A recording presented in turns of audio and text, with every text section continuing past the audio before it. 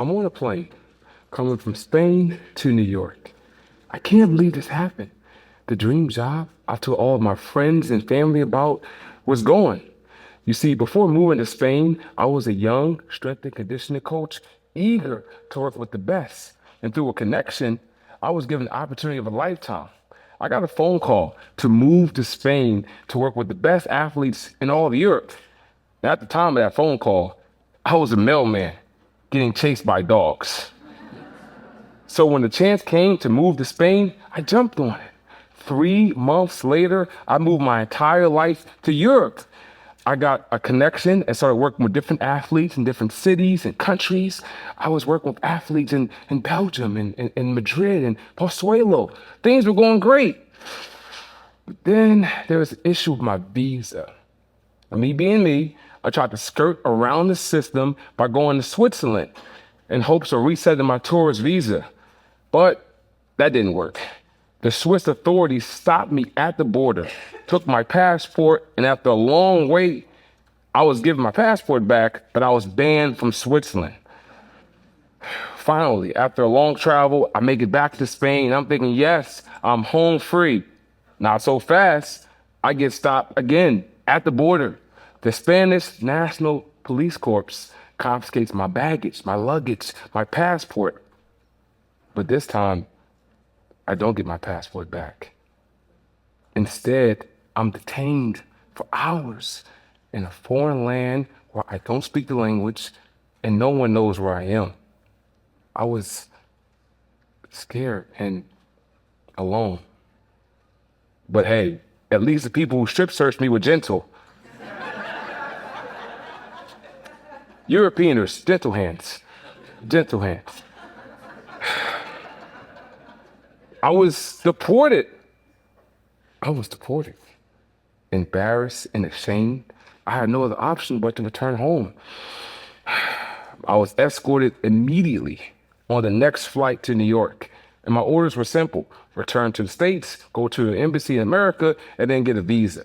Now, I don't know if you guys know, but visas aren't the quickest process. It could take anywhere from 4 weeks to 4 months to retrieve a visa. I got my visa in 3 weeks. I was back in Spain the following month. How was I able to do this? Connections. I've been the best man for 4 different weddings. I have friends in the boardroom and courtroom. I can make friends in the graveyard. But sadly, this isn't true for a lot of people. In fact, a 2023 research study from Harvard showed that 40% of men ages 18 to 25 report to only have 1 or 2 friends that care about them. Connections are needed now more than ever, yet hard to find. And I know this. For the last 20 years, as a college athlete, coach, and now business owner, I've seen firsthand that young men are afraid to be vulnerable with each other and with themselves. But that's okay, because problems are just opportunities in work clothes. There are 4 laws that I have used to help me retrieve my visa, get out of countless other situations. And I think these 4 laws can help you create a connection anywhere, anytime, with anyone. These 4 laws are: listen, value, listen, opportunity, value, and execute, or love for short. Our first law: listen. According to a 2021 BYU Brigham Young University study, the average pause time for American conversation is 250 milliseconds. It takes 300 milliseconds for the human eye to blink. When we're having conversations, we're not listening to understand, we're listening to respond. And that's the problem. This reminds me of the story of my mother-in-law who was planning to move to Delaware. I love her to death, but she has a lot of excuses. Throughout the moving process, she told my wife and I that one house, the windows were too big. Another house, the windows were too small. She told us one house, the grass was too green. But then when I stopped talking and started listening, it hit me. She was afraid of leaving the only home she's ever known, the only neighborhood she's ever been in, the only community she's been a part of, and ultimately afraid of being alone. The next time you think to speak, decide to listen instead. But Lovell, what are we listening for? Our second law, opportunity, particularly the opportunity to connect. But we can't pour from an empty cup. Connections are needed but harder to find. And this is where it matters to have people in your life that you can talk to and care about, you know? But we have to get out into the real world and not just online to make these connections, because we're missing out on real lasting connections. But where do we start? The problem is the solution. The same devices that have been used to and designed to isolate us can be used to connect us and bridge the gap from loneliness to connection. Now, before you argue with me and say, Lovell, it's easy for you, you're friendly, outgoing, I'm a little quiet.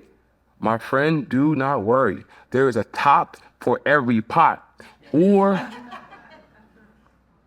in this case, there's an online group for anyone and anywhere to meet and make connections, which can later be led to a video call and, if you feel comfortable, an in-person meetup. Some of these online groups are the National Association of the Deaf. If you're someone who's hard of hearing or you want to learn sign language, this is the community for you.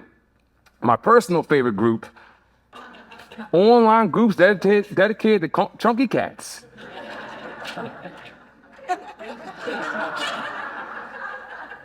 Oh yeah, you can make a connection here. Now, you don't have to make a connection with everybody in the entire group. Start small, one person at a time. I know it's possible, but it is doable. Our third connection, our third law, value. Now, I won't lie to you. This is the hardest law, and it will determine the quality of your connection. People often hear giving value and confuse that with giving advice, especially unwarranted advice. And they get mad when you didn't take that unwarranted advice. Here's an example. Your friend Jane comes to you and says, hey, I want to start doing yoga again. You say, why? You didn't like it last time. You did it for a week and you stopped. You know what you should do? Strength training or running. That's what worked for me. I don't know what worked for you. But instead, listen for the opportunity to provide value. Here's a better example. The same friend Jane says, hey, I want to start doing yoga. You say, nice. There's actually a great yoga place that just opened. I've heard good things about them. I'll send a link to you. When we're giving advice, that makes us feel better. But giving value makes the other person feel better. And finally, our last law, execute. Do what you say you're going to do. So going back to that plane where I got deported from Spain to New York, I made a new connection. I was chatting with the pastor sitting next to me, and while I was listening, I seen the opportunity to provide value. She mentioned she was a little nervous navigating New York, and I got deported. I didn't have any money on me or access to my phone, so I could help her out. I needed a ride. It was a win-win. It turns out of 500 people on this flight and thousands of city blocks in New York, I can't make this up.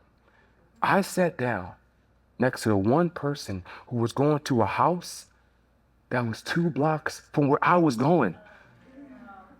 Proof that you never know where connection can lead you. So I challenge everyone here today, make one new connection this month. Talk to the doorman you pass by daily, or talk to the neighbor with a new car. Connect with somebody on that chunky cat online group. The next time you think to speak, decide to listen for the opportunity to provide value.